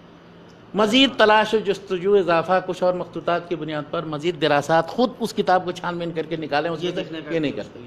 یعنی نقوش کا رسول نمبر وہ 12 جلدوں میں چھپا ہے، اس میں جو ہارویٹس نے جو تحقیق کر دی ہے سیرت کی 1926 میں، اور اس کے بارے میں جو معلومات دی ہیں، بس وہ 1 صدی تک، وہ اس کے بعد پھر وہی چیزیں دہرائی جا رہی ہیں. ابھی ایک کتاب چھپی ہے پروفیسر یاسین مظہر صدیقی صاحب کی، 2 جلدوں میں ضخیم مصادر سیرت کے نام سے. اولا تو اس کتاب میں میرے بڑے اچھے فاضل اس سے استفادہ کرتا ہوں، ملتا ہوں برابر ان سے، لیکن علمی طور پر بہرحال جو کتاب پر نقد و تبصرہ ہے وہ اپنی کتاب بھی میری ہوگی تب اس پر بھی تنقید کروں گا، وہ یا کوئی دوسرا. انہوں نے پوری اتنی موٹی کتاب لکھی ہے، کسی چیز سے متعلق کسی مؤلف یا کسی کتاب کے بارے میں کوئی مستند حوالہ نہیں دیا کہ یہ معلومات کہاں سے وہ دے رہے ہیں. کیا چیز. تو میں نے دیکھا ابن اسحاق سے متعلق، ابن ہشام سے متعلق جو لکھا ہے انہوں نے، وہی ہوروویٹس نے جو کچھ لکھ دیا ہے. یا بعد میں ہمارے ایک دوست ہیں ڈاکٹر محمد اجمل اصلاحی صاحب، انہوں نے سیرت ابن ہشام کا مطالعہ کر کے اچھی طرح سے ایک بہترین مقالہ لکھا ہے نقوش کے سیرت نمبر میں شامل ہے. اس کی پوری تہذیب و تلخیص کر کے وہ اس میں جتنے موضوعات ہیں صاحب انہوں نے اس میں سے دے دیے ہیں. جو کچھ ابن ہشام نے کیا وہ سب، یعنی کسی چیز سے متعلق کوئی نئی تحقیق نہیں کہ خود تلاش و جستجو کرنے کے بعد آپ کی طرف وہ تحقیق منسوب نہیں. پوری مصادر سیرت ہے، آپ کہہ سکتے ہیں کہ اس میں سے جتنی چیزیں وہ ان کی نہیں ہیں، دوسرے لوگوں کی. تو اس طرح کی تحقیق ہمارے بر صغیر میں تو چل جائے گی، لیکن یہاں ذرا سا عرب ممالک میں یا یورپ میں کہیں کسی جگہ چھپائیں کوئی کتاب تو پتہ چلے گا کہ اس نے آپ نے کیا جدت کی، کیا اضافہ کیا، آپ کا اس میں کام آپ کا اس میں کیا کام ہے. تو صرف موٹی بنا دینے سے کتاب نہیں کوئی کام. اگر 50 صفحہ بھی کوئی لکھے اور اس میں اس کی اپنی تحقیقات اور جدت، اضافہ اور استنتاج اور مخطوطات مطبوعات، اس زمانے میں دیکھیں ہوروویٹس کتنا دقیق آدمی تھا. اس کو ایک دوسرے مستشرق کرینکو سے پتہ چلا کہ مستدرک حاکم چھپ رہی ہے اس زمانے میں 1925-26 میں چھپ رہی تھی حیدرآباد دائرۃ المعارف میں، کہ مستدرک حاکم میں سیرت ابن اسحاق کی روایت کے بہت سی ٹکڑے ہیں موجود جو ابھی کتاب چھپی نہیں. تو انہوں نے صرف بتایا تھا، تو اس کی بنیاد پر اس نے اشارہ کر دیا کہ وہ اس میں موجود ہے. یونس ابن بکیر کی روایت سے اس میں وہ سب ہیں موجود، تو اشارہ کر دیا اس نے. تو مستشرقین کا یہ طریقہ ہوتا ہے. اور ہم جو ہیں بس جو کسی کی تحقیق ہوتی ہے اس کو پورا ہاتھ صاف کر کے اپنی طرف منسوخ کر لیتے ہیں. بہر اللہ تعالیٰ ہدایت اللہ ہم پہ رحم کرے اور اچھی ہدایت دے. شیخ، تو جب سیرت ابن اسحاق کی بات آتی ہے، سیرت ابن ہشام کی بھی بات آتی ہے، ٹھیک، دونوں کا آپس میں کیا تعلق ہے؟ اور کیا مطلب کبھی کبھی ایسا لگتا ہے کہ سیرت ابن ہشام ہی سب کچھ ہے، طرح سے مطلب ایک تصور بن جاتا ہے. دیکھیے، سب سے پہلی بات تو یہ ہے کہ خود ابن ہشام کی سیرت آپ اٹھائیں، کھول کر کے دیکھیں تو وہ بتاتے ہیں خود کہ ہم نے یہ کتاب جو ہے اپنے استاد زیاد بن عبداللہ بکائی سے روایت کی ہے، اور ان کی روایت کو میں نے اس میں کئی کام کیے ہیں، 4-5 کام کیے ہیں. سب سے پہلی بات تو یہ ہے کہ جو آدم علیہ السلام سے لے کر رسول اللہ صلی اللہ علیہ وسلم تک کا سلسلہ نسب نامہ وغیرہ تھا، اسماعیل کے بعد سے لے کے سب پورا حذف کر دیا ہے. نمبر 1، اسماعیل علیہ السلام تک رہنے دیا. ہاں، اسماعیل علیہ السلام تک رہنے دیا. اسماعیل تک بھی پہنچانے میں صحیح روایتیں اتنی نہیں ہیں بہرحال، لیکن جو بھی ہیں تو اسماعیل کے بعد سے وہ نسب نامہ تو دے دیا، اس کے جتنے نام تھے اور وہ ان سب پر کوئی گفتگو نہیں، وہ سب پورا حصہ حذف کر دیا. یعنی مبتدا کا بڑا حصہ انہوں نے حذف کر دیا. ٹھیک ہے. اب آئیے، انہوں نے یہ دوسری بات یہ کی کہ جس چیزوں کا تعلق رسول اللہ صلی اللہ علیہ وسلم سے یا قرآن سے یا نزول قرآن وغیرہ سے نہیں ہے، احداث سیرت سے نہیں ہے، اور جن کا ذکر قرآن مجید میں کچھ نہیں، ان سب چیزوں کو میں نے حذف کر دیا. تو اب وہ چیزیں جو یمن میں مثلا اصحاب الاخدود کا واقعہ ہے یا اس طرح کی چیزیں انہوں نے باقی رکھی، باقی سب حذف کر دیا. تیسرا ہے کہ انہوں نے یہ کیا کہ انہوں نے یہ کیا کہ انہوں نے دیکھا کہ بہت سے اشعار ابن اسحاق نے درج کیے تھے، ہر غزوے کی مناسبت سے کچھ نہ کچھ اشعار ہیں، کچھ ہیں درج کیے. تو اب اس میں اشعار میں بہت سے ایسے ہیں جو منحول ہیں، بالکل گڑھے ہوئے تھے. کچھ جو ہیں مشکوک ٹائپ کے ہیں، کچھ جو ہیں جس میں بعض ایسے ابیات تھے کہ جس میں کسی کی دل آزاری ہوتی تھی. بعد میں مسلمان ہو گئے لوگ. کہیں تو اللہ کے رسول صلی اللہ علیہ وسلم کی مذمت بھی کسی نے کی تھی. تو انہوں نے، اور ابن اسحاق کہتے تھے کہ مجھے کچھ نہیں پتہ، جس نے جو لا کر کے دیا میں نے سب درج کر لیا کتاب. تو ابن ہشام چونکہ لغوی آدمی تھے، نحوی تھے، اور شعر اور ادب میں بہرحال پائے کے آدمی تھے. ان کی وفات 218 میں ہوئی. تو انہوں نے دیکھا کہ ان سب کو اس انداز میں بیان کرنا ٹھیک نہیں. تو اکثر اشعار اس طرح کے جو ہے مشکوک کے وہ حذف کر دیے. جن کو باقی رکھا ان پر بھی نوٹ چڑھایا کہ وہ اکثر اہل العلم بشعر ينکرون هذا الشعر له، یا ایسے ابیات نکال دیے کہ جس میں کسی کی دل آزاری ہو رہی ہو. تو اشعار کے سلسلے میں یہ رویہ اختیار کیا. اچھا، اور یہ کیا انہوں نے کہ اگر کوئی جیسے ابن اسحاق نے کئی روایتیں درج کی تھی، تو اب اس میں سے کوئی 1-2 روایت رکھی، باقی حذف کر دی. یہ اصل سے اس کا مقابلہ کریں تو پتہ چلتا ہے. تو اب جیسے کسی کے سلسلے میں کئی روایتیں انہوں نے درج کی ہیں، جس تک جو جیسے ابن اسحاق تو پہنچی تھی، انہوں نے ایک آدھ روایت لی اور باقی حذف کر دی. انہوں نے اسی طرح سے شعر کے علاوہ احادیث وغیرہ کے سلسلے میں بھی انہوں نے کچھ اپنے نوٹس بھی چڑھائے. یعنی کہیں جیسے کوئی غریب مشکل لفظ آ گیا کچھ ہے تو اس کی توضیح کر دی. سب سے زیادہ جو بڑا پہلو ہے اس میں، ایک تو تنقید شعر کے بعد، دوسرا ہے کہ نسب نامے کے تعلق سے کوئی چیز، کسی آدمی کا نام آ گیا، کوئی جگہ آ گئی، کچھ ہے، تو اس کے نام و نسب وغیرہ کی تحقیق کی ہے انہوں نے، اس کا سلسلہ نسب دیا وغیرہ. چونکہ وہ خود بہت بڑے نصابہ تھے، نصب کے عالم تھے، تو انہوں نے ان سب چیزوں، کوئی شعر آ گیا تو اس سے متعلق غریب اور اس کی مشکل وغیرہ پر، کوئی جگہ آ گئی تو اس جگہ کی تعین وغیرہ کی، تو انہوں نے ہر طرح سے کتاب کو مختصر کرنے کے ساتھ ساتھ اور حذف اس میں بہت سا حصہ کرنے کے ساتھ ساتھ اس کو ایسا بنانے کی کوشش کی کہ ایک مختصر کتاب رہے کہ جو ہر شخص پڑھ لے اور آسانی سے استفادہ کرے، ہر طالب علم، ہر نسبتاً زیادہ معتبر بھی ہو سکے، نسبتاً زیادہ، ہاں اس کی وہ چیزیں جو اسرائیلیات سے تعلق رکھتے ہیں وہ سب حذف کر دی جائے، اس میں باقی نہ رکھا جائے اس میں، اور ایسی چیزیں کہ جس سے کسی صحابی اور صحابہ کے اولاد میں سے کسی کی دل آزاری وہ حذف کر دیا جائے اس میں، کوئی ایسی چیز جس میں حج کی تھی کسی نے رسول اللہ صلی اللہ علیہ وسلم کی تو انہوں نے سب ڈال دیا تھا اس میں، عبداللہ ابن زبارہ کا اور کس کا انہوں نے سب حذف کر دیا۔ سیرت ابن ہشام میں سب، ہاں تو سیرت ابن ہشام ایک طرح سے مصفح نسخہ ہے اس کا، اور اس کے ساتھ ساتھ مزید یہ کہ کامنٹس ہیں، ملاحظات ہیں، تنقیدیں ہیں، کچھ تبصرے ہیں، اور بہت سی ایسی چیزیں ہیں کہ تصحیح، مثلا کہیں کہیں اوہام غلطیاں ہوئی، ان کو کسی قبیلے کا بنا دیا، کسی کو کہیں کسی جگہ بیان کر دیا، نام میں غلطی ہو گئی، تو اس سب کی انہوں نے تصحیح کی، اور ایسا بھی کیا کچھ اضافات بھی ہیں، زیادات اس معنی میں ہیں کہ جیسے جو روایتیں ابن اسحاق نے ذکر کی ہیں کسی جگہ تو وہ ناکافی ہیں، تو بعض روایتیں انہوں نے اپنے مشائخ کے طریق سے، زیاد بن عبداللہ البکائی کے علاوہ دوسرے مشائخ کے طریق سے انہوں نے کر کے اس کو مکمل کرنے کی کوشش کی، تو ایک طرح سے اس کا منقح ایڈیشن ہے اس کتاب کا، اور بلکہ شاید سیرت ابن اسحاق کو زندہ رکھنے میں بھی سیرت ابن ہشام کا بہت بڑا کردار ہے، بلا شبہ مطلب ابن اسحاق کی اس کتاب کو سمجھیے کہ باقی رکھا ہے انہوں نے، ورنہ اصل شکل میں تو وہ 9ویں صدی تک تھا، اس کے بعد یہی ایک ٹکڑا بھی جو ملا ہے جو چھپا ہے، ہاں ورنہ سیرت ابن ہشام میں تو پوری سیرت ان کی، پوری سیرت ہے، ہاں سیرت کا حصہ ہے، بس وہی مبتدا والا حصہ جو ہے انہوں نے خود حذف کر دیا، جو خود حذف کر دیا انہوں نے۔ ابن ہشام کی جو سیرت ابن ہشام ہے اس کے مختلف نسخے یا اس کا تداول باضابطہ مطلب رہا ہے، پوری ہمیشہ رہا ہے، اس کی خدمت بھی ہوتی رہی، بلکہ جتنی خدمت اس کتاب کی ہوئی ہے وہ سیرت کی کتاب بہت کم کسی کتاب کی خدمت ہوئی ہے، مثلا اس کی شرح لکھی گئی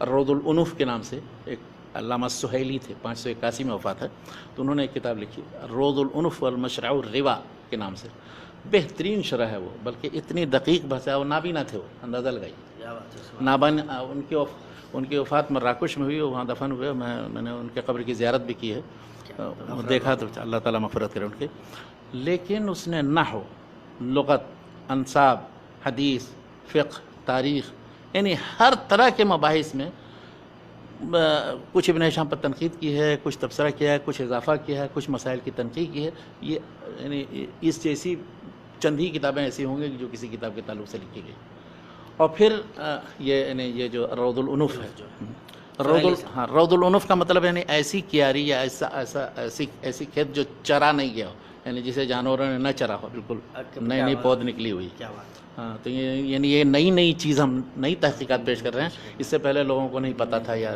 یہ مفہوم تھا ان کا۔ دوسری کتاب جو اس کے بعد لکھی گئی ہے وہ ایک تھے بہت بڑے حنفی عالم تھے، علامہ مغلطائی بن قلیج، مغلطائی نہیں، مغلطائی ہاں بن قلیج، وہ بہت بڑے عالم تھے حدیث کے، 761 میں وفات ہوئی، تو امام ابن تیمیہ کے شاگردوں میں سے تھے، بڑی تعریف کی امام ابن تیمیہ نے، تو انہوں نے کتاب الزہر الباسم لکھی، انہوں نے یہ کیا کہ ابن اسحاق یا ابن ہشام اور پھر اس کے بعد سہیلی وغیرہ سے جو غلطیاں ہوئی ہیں، جو ان کے دانش مطلب ملاحظات ہیں نسب نامے کے تعلق سے، شعر کے تعلق سے، اس پر استدراک اور تعاقب وہ انہوں نے کیا۔ یہ کتاب بھی بہت ہی زبردست ہے، چھپ گئی ہے لیکن اتنی غلط، بہت کم کتابیں ایسی ہوں گی جو اتنی غلط چھپی ہیں۔ ہاں یہ چھپی ہے مصر میں، ایک پاکستان کے ایک صاحب ہیں، انہوں نے، کوئی نوجوان تھے طالب علم، جوش میں آ کر کے انہوں نے چھاپ دیا، سب غلط، شعر غلط، نسب غلط، سب کچھ غلط ہے۔ الزہر الباسم یہ چھپی ہے 2 جلدوں میں، اس کو پھر سے دوبارہ چھاپنے کی ضرورت ہے، اس کا ایک ٹکڑا جو ہے بخط مؤلف مغلطائی کے خط سے موجود ہے، لیکن اس کو صحیح پڑھ نہیں پائے لوگ، اسی طرح سے غلط سلط چھاپ دیا۔ اچھا ایک اور کتاب لکھی گئی ہے، ایک ہیں ابو ذر الخشنی، تو انہوں نے کتاب لکھی ہے الاملاء المختصر علی غریب السیر، اس کے غریب اور مشکل الفاظ سے متعلق ہے، اور وہ کتاب بھی بہت اچھی ہے، ایک مستشرق برونلے ہے، اس نے چھاپا ہے، اور صرف مشکل الفاظ کے معنی ہیں اس کے اندر۔ سیرت ابن اسحاق یا سیرت ابن ہشام کے ان احادیث کے سلسلے میں جس میں انقطاع ہے اور وہ حدیثیں متصل نہیں ہیں، اس پر حافظ ابن حجر نے ایک کتاب لکھی تھی، لیکن افسوس کہ وہ نہیں پہنچی، ان کے شاگرد سخاوی بیان کرتے ہیں کہ یہ ہمیں نہیں ملی۔ کتاب کا کچھ نام بھی اب وہ ایسی کچھ نام ہے کہ اس کی تخریج الاحادیث الواقعہ فی سیرت الہشامیہ، تو مرسل و منقطع روایتوں۔ ہمارے ایک فاضل دوست تھے حافظ زبیر علی زئی مرحوم، انہوں نے مجھ سے ملاقات کی ایک مرتبہ یہاں مکے میں تو بتایا کہ میں نے ان کی ساری حدیثوں کی تخریج کی، کون سی متصل ملی کون سی نہیں ملی ان سب کا ذکر کیا، لیکن پتہ نہیں ان کے شاگردوں کو علم ہوگا اس سیرت ابن کا۔ اسحاق، سیرت ابن ہشام، سیرت ابن ہشام، ابن ہشام، اس لیے کہ جتنی خدمت ہوئی سب ابن ہشام ہی کی خدمت ہوئی ہے، اور ظاہر ہے سیرت ابن اسحاق وہ یہی ضمناً لوگوں ضمناً کا سب ابن ظاہر ہے، جی، تو یہ انہوں نے کیا تھا۔ اب پتہ نہیں یہ ابھی تک تو چھپی نہیں ہے، ممکن ہے کہ ان کے مسودات میں رہی ہو، اور بہرحال تو ان کی اسی طرح کسی نے نظم بھی کی۔ ایک فتح بن موسیٰ 7ویں صدی کے تھے، انہوں نے پوری کی پوری کتاب نظم کر ڈالی، سیرت ابن ہشام کو نظم ابن ہشامی کو نظم۔ بہت سے لوگوں نے اس میں سے مختصر کیا، موجودہ دور میں تو بہت سے مختصرات ہیں اس کے، اس میں سب سے مشہور مختصر جو ہے کہ استاد عبدالسلام ہارون تھے جو بہت بڑے محقق بھی تھے، تو انہوں نے تہذیب سیرت ابن ہشام کے نام سے، یعنی سب سے پہلے ایک طالب علم کو یہ کرنا چاہیے کہ ابن اسحاق کی سیرت اگر پڑھنی ہو تو تہذیب سیرت ابن ہشام جو ہے وہ پڑھ لے، مختصر میں وہ 2 دن میں پڑھ لے گا، اگر وہ ذرا سے چست و نشیط ہو، نہیں تو 10 دن میں پڑھ لے گا، تو وہ پڑھ لے، اس کے بعد پھر اصل کتاب پڑھے، اس کو پورا خاکہ معلوم ہو جائے گا، رسول اللہ صلی اللہ علیہ وسلم کے ولادت سے لے کر کے اور وفات تک کا خاکہ معلوم ہو جائے گا، پھر جا کر کے تفصیل دیکھنا ہو تو اس میں پڑھے اور اس کے بعد استفادہ کرے۔ تو اس طرح کے اور بہت سی مختصرات ہیں۔ کتاب کا ترجمہ وغیرہ بھی ہوا، کتاب کا مختلف زبانوں ترجمہ بھی بہت سی زبانوں میں ہوا، سب سے پہلے تو فارسی ترجمہ اس کا ہوا، سب سے پہلے، ہاں، ایک شاعر جو سعدی شیرازی تھے، تو ان کے زمانے میں کوئی تھے، اور اصل کام کرنے والے کا نہیں پتہ چلتا ہے کس نے کیا، لیکن اس کے قلمی نسخے بھی موجود ہیں اور چھپ بھی گئی ہے وہ فارسی، اس کا فارسی ترجمہ سیرت ابن ہشام کا۔ اسی طرح سے ایک مستشرق تھا الفریڈ گیوم، اس نے اس کتاب کا انگریزی ترجمہ کیا، اچھا لیکن سمجھداری کے ساتھ۔ کیسے کیا ہے اس نے پوری سیرت ابن ہشام کو، اس میں جو کچھ بھی اس میں تعقبات اور کیا کیا سب کا نہیں کیا، اس میں سے ابن اسحاق کی روایتیں نکالی اور اس کا اور ترجمہ کیا۔ ہاں ان کا ترجمہ کیا، اور پھر جو دوسری کتابوں میں طبری اور دوسری کتابوں کے اندر اسے ابن اسحاق کی روایت جو بھی ملی ہے، یونس بن بکیر کی روایت سے، سلمۃ بن اسحاق فضل الابرش کی روایت سے، وہ سب اس نے اپنی جگہ پر ایڈ کرنے کی کوشش کی۔ لیکن ہاں یہ بہت پہلے اس نے 1960 کے اندر یہ کتاب چھاپی تھی، اور یہ انگلش میں سب سے مشہور اور متداول جو نسخہ سیرت کی کتابوں کا ہے ان میں یہ کتاب ہے، اور یہ پڑھائی جاتی ہے ماشاءاللہ۔ اردو میں تو خیر بہت سے لوگوں نے ترجمہ کیا، حیدرآباد میں جامعہ عثمانیہ سے ترجمہ ہوا تھا اس کا، اس کے علاوہ پھر بعد میں 3-4 ترجمے ہوئے ہیں جو پاکستان میں بھی چھپے ہیں، انڈیا میں بھی چھپتے رہتے ہیں۔ اور لیکن یہ ہے کہ اب ان طالب علموں کو مشورہ دوں گا کہ جو بھی عربی سے واقف ہو اصل عربی کتاب پڑھیں۔ یقیناً یہ ترجمے ایسے ہوتے ہیں کہ بس وہ کہیں سے کہیں کچھ سے کچھ پہنچا دیتے ہیں، جس نے جیسے سمجھا ہوتا ہے ویسے ترجمہ کر دیتا ہے۔ ایسے مثلا کل کسی قبیلے کا ذکر ہو رہا ہے تو اس کو کتا سمجھ کر کے وہ ترجمہ کر دیا، تو اس لیے میں کہہ رہا ہوں کہ ترجمہ جو ہے نہیں، اور میں کوشش یہ کرتا ہوں کسی کتاب کا ترجمہ اپنے پاس نہ رکھوں، اصل کتاب یا تو پڑھیے یا پھر ان کتابوں کا ترجمہ کہ جو جرمن زبان میں یا فرینچ ایسی میں زبان میں جو ہم جانتے ہی نہیں ہیں، تو عربی تو سیکھنا یا چاہیے۔ خاص طور سے وہ لوگ جن کو عربی نہیں آتی ہے تو ظاہر ہے ان کی تو ظاہر ہے وہ تو ترجمہ سے مدد لیجیے۔ شیخ تو ہم ابھی سیرت ابن اسحاق اور ظاہر ہے اس کے تناظر میں سیرت ابن ہشام پہ بھی بات کر رہے تھے، مختلف قسم کی باتیں آئیں، کس قسم کے نسخے جب یہ مثال کے طور پہ یہ کتاب چھپی ہے آئی ہے یا سیرت ابن ہشام اب چھپ رہی ہے تو اس کے مختلف نسخے ابھی بھی بہت ہیں اس کے نسخے، بہت زیادہ 150-200 سے زیادہ نسخے ابن ہشام کے موجود ہیں، اور ابن اسحاق کی طرف منسوب یعنی سیرت النبی یا سیرت نبویہ کے نام سے ابن اسحاق کی طرف بھی منسوب تقریباً 35-32 نسخے ہیں۔ اب ان نسخوں کا پتہ کرنا چاہیے چیک کر کے۔ ایک بار بہت مشہور ہوا کہ وہ سیرت ابن اسحاق اصل پوری مل گئی، یہ تو ٹکڑا ملا تھا صرف 1976 میں چھپا ڈاکٹر حمید اللہ نے، وہ مغرب میں فلاں لائبریری کے اندر ہے، جا کے پتہ چلا دیکھا چیک کیا تو معلوم ہے کہ نہیں یہ تو یہی ابن ہشام والی مختصر ہے۔ ایک بار اور پتہ چلا کہ ترکی میں کسی کو مل گئی، وہاں جا کے وہاں دیکھا تو وہ پتہ چلا کہ نہیں وہ نہیں ہے اصل، وہ بھی وہی مختصر ہے۔ تو چیک کر کے، لیکن مایوس نہیں ہونا چاہیے۔ مجھے یقین ہے کہ حافظ ابن حجر کی فتح الباری میں اور الاصابہ میں خاص طور پر یونس بن بکیر کی روایت کی اتنے زیادہ اقتباسات ہیں، اور ان سے پہلے کے مؤلفین جو ہیں ابن عبد البر ہیں، بیہقی ہیں، طبری ہیں وغیرہ، وہ تو بھری پڑی ہیں سب، مستدرک حاکم وغیرہ وغیرہ۔ تو اگر جب تک کہ وہ اصل نسخہ ملے اور اس کی تلاش و جستجو جاری رکھنی چاہیے، اس وقت تک یہ کرنا چاہیے، یعنی اس پہ جو کام کرنے کی ضرورت ہے وہ یہ کہ ان کتابوں سے ایک مخصوص روایت کی جتنی روایتیں ہیں، اب تو جو لوگ استعمال کرتے ہیں کمپیوٹر وغیرہ، ہم لوگ بوڑھے ہو گئے، وہ کٹ پیسٹ کر کے سب صرف جمع کر سکتے ہیں، اس کے بعد پھر اس ترتیب سے جس ترتیب سے کتاب کے اندر ہے ابن ہشام کی، وہ ساری فائلیں بنا کر کے جمع کر لیں، بشرطے کہ پورے استقصاء کے ساتھ ساری کتاب۔ اب تو موسوعہ شاملہ میں اور دوسری کتابوں میں ہے بھی، پوری ورق گردانی نہیں کرنے کی ضرورت ہے لوگ، ورنہ ایسا ہوتا تھا ایک زمانے میں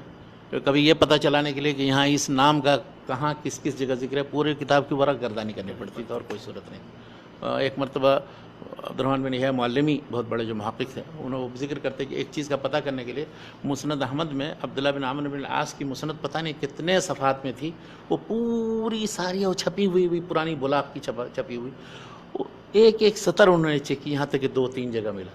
لوگ 2 جگہ ذکر کرتے ہیں تو ان کو 3 جگہ 4 جگہ مل گئی۔ ایک میرا قصہ سن لیجئے، ایک کتاب ہے العواصم من القواسم، یہ قاضی ابو بکر بن العربی کی 543 میں، جن کے وہ صوفی نہیں جو ابن العربی تھے، ان کی وفات 638 میں ہوئی، ان سے 100 سال پہلے۔ تو اس کو ایڈٹ کر رہے تھے ہم لوگ، تو اس میں مصنف نے ابو بکر بن العربی نے لکھا ہے کہ امام مالک نے موطا میں یزید ان زیاد کو، زیاد بن ابی کہا جاتا ہے کہ زیاد ان زیاد بن ابی سفیان کہا ہے موطا میں۔ تو اس زمانے میں نہ کوئی فہرست تھی، نہ موضوع شاملہ تھا، نہ کچھ تھا، یا آج سے 30 سال پہلے کی بات۔ وہ ورق گردانی کرنا شروع کی، ایک ہی جگہ نہیں 2 جگہ مل گیا کہ زیاد کو زیاد بن ابی سفیان کہا ہے، حضرت امام مالک کی موطا میں۔ تو یہ کرنا پڑتا ہے ایک زمانے میں، اس کو چیک کرنے کے لیے پورے موطا کو ڈھونڈنا پڑا۔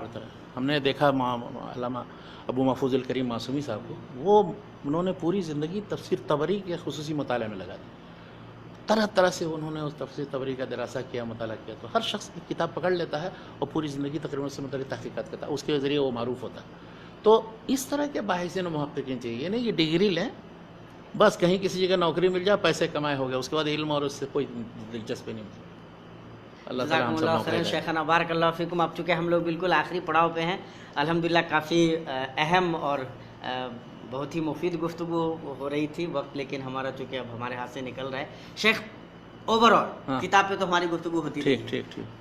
آپ کو کیا لگتا ہے اس کتاب کی اور کیا کیا خدمت ہو سکتی ہے؟ اور کیا کیا میں نے پہلے یہ کہا کہ اولاً تلاش جستجو کریں اس نسخے کی، اس کے مخطوطات کی طرف، وہ ایک فہرست میں نے بتائی تھی پہلے بھی، مخطوطات پہ جو گفتگو ہو رہی تھی، میں نے بتایا تھا کہ الفہرست الشامل للتراث العربی المخطوط، یہ اردن سے چھپی ہے، المجمع الملکی لبحوث الحاضر، اس میں سیرت اور مدائح نبویہ کا حصہ 2 جلدوں میں ہے۔ ایک مرتبہ پھر سے نام بول دیجیے۔ ہاں، الفہرست الشامل للتراث العربی المخطوط، یہ المجمع الملکی لبحوث الحاضر الاسلامیہ اردن سے چھپی ہے اور 2 جلدوں میں ہے۔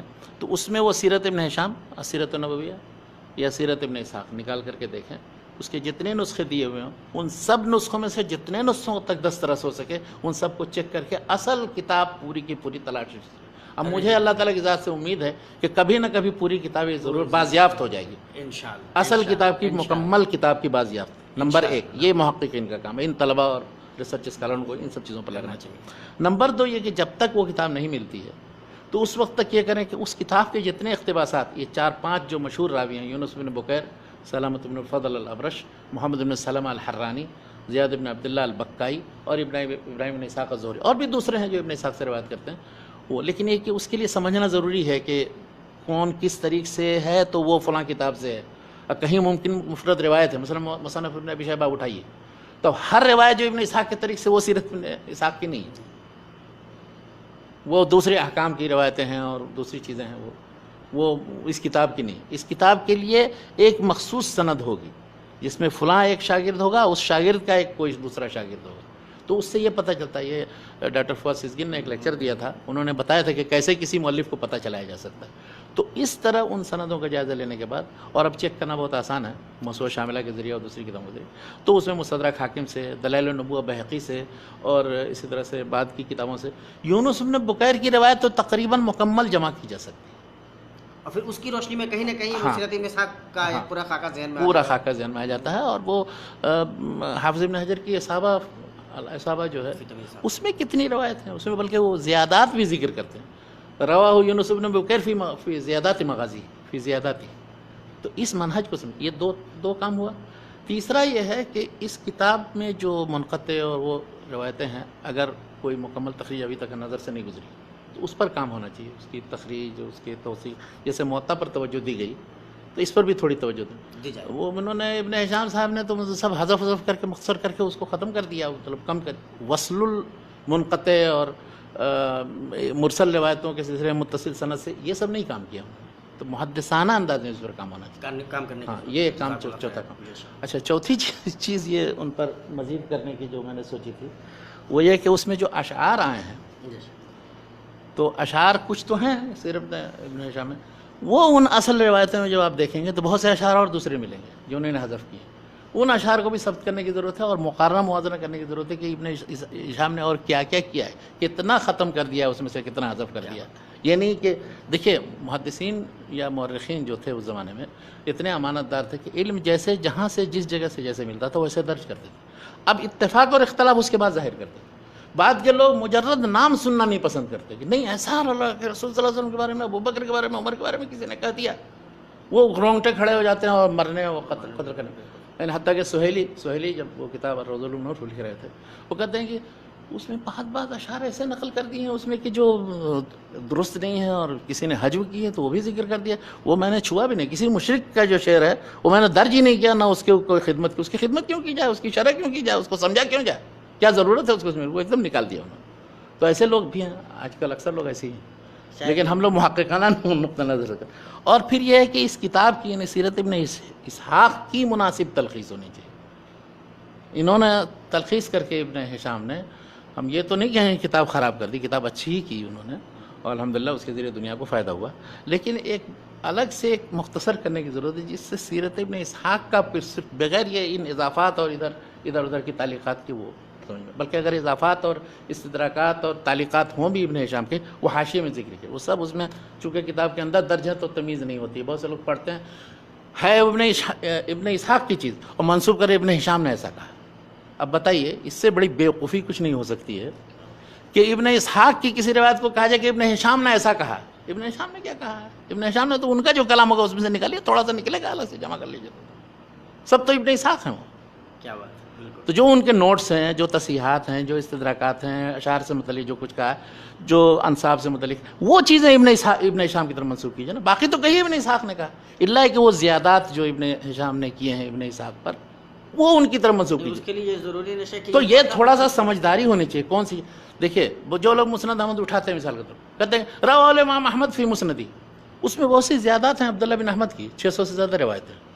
تو اب محدثین کا طریقہ ہوتا ہے کہ رواہ عبداللہ بن احمد فی زیادات ہی علی المسند، تو اسی طرح کہنا چاہیے رواہ ابن ہشام یا ذکر ابن ہشام فی زیادات ہی علی سیرت ابن اسحاق. تو یہ ان پہلوؤں پر تھوڑی سی توجہ دیں اور کام کریں. اور بہت سے ابھی پہلو ہیں تلاش جستجو کرنے کی ضرورت بھی ہے. اور تو انشاءاللہ مطلب اس کتاب کی خدمت اور بھی ہو سکتی ہے. جزاکم اللہ خیرہ. بہت ہی کارآمد انشاءاللہ باتیں سیرت ابن اسحاق سے متعلق ابھی ہم شیخ سے سن رہے تھے. ہم ایک مرتبہ پھر شیخ کے شکر گزار ہیں اور دعا کرتے ہیں کہ اللہ تبارک و تعالی ہمیں شیخ سے استفادہ کی توفیق دے. اللہ تبارک و تعالی شیخ کی عمر میں برکت دے، صحت عافیت دے شیخ کو، اور ہمیں توفیق دے کہ ہم شیخ سے استفادہ کر سکیں. سیرت ابن اسحاق کا جو نسخہ چھپا ہوا ہے اس نسخے کو اگر نہیں پڑھ سکتے ہوں تو کم سے کم دیکھیے ضرور. ورق گردانی تو انسان کو ایسے بھی کر لینی چاہیے. سیرت ابن ہشام ماشاءاللہ چھپی ہوئی ہے، متداول ہے، اس کو بھی دیکھنا چاہیے. اور ساتھ ہی ساتھ بعد کے دور میں جو سیرت نگار ہیں ہمارے، انہوں نے جب ان دو کتابوں سے استفادہ کیا ہے تو یہ ہمیں دیکھنا ہے کہ وہ حوالے کس طرح سے دیتے ہیں، اور کبھی چیک کر لینا چاہیے کہ وہ حوالہ دینے میں انہوں نے واقعتاً وہ ایمانداری نبھائی ہے جس کی طرف شیخ اشارہ کر رہے ہیں یا نہیں نبھائی ہے. اسی طرح شیخ نے اس کام اس کتاب کو لے کر جن خدمتوں کی بات کی ہے، اگر اس طرف ہماری نئی نسل توجہ دے سکے تو یہ بہت اچھی بات ہوگی انشاءاللہ. انہی چند باتوں کے ساتھ چونکہ اب ہمارا وقت بھی ہو گیا ہے، ہم اجازت لینا چاہیں گے، لیکن آپ سے گزارش کریں گے کہ اتنی قیمتی باتوں کو اپنے تک محدود مت رکھیے. اللہ کے واسطے زیادہ سے زیادہ شیئر کیجئے، لوگوں تک پہنچانے کی کوشش کیجئے. اور وعدہ کرتے ہیں کہ انشاءاللہ آئندہ ہفتے پھر ہم شیخ کو زحمت دیں گے. کسی ایک حج آ رہا ہے، معاف کیجیے.